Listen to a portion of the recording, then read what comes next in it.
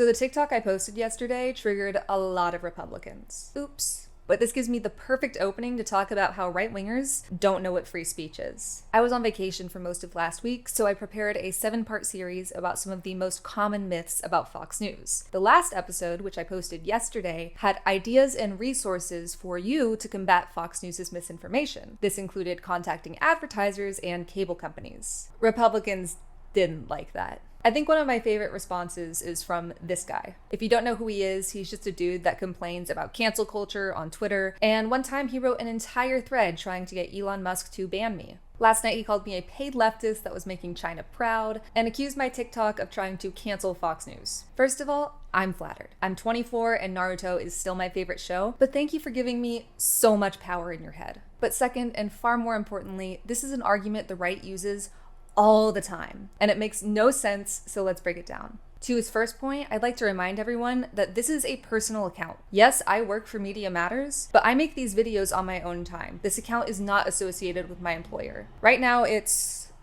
11:48. My shift starts at 4. Which begs the question, are you mad that I'm exercising my First Amendment right? Despite what the right may think, free speech doesn't just apply to racial slurs.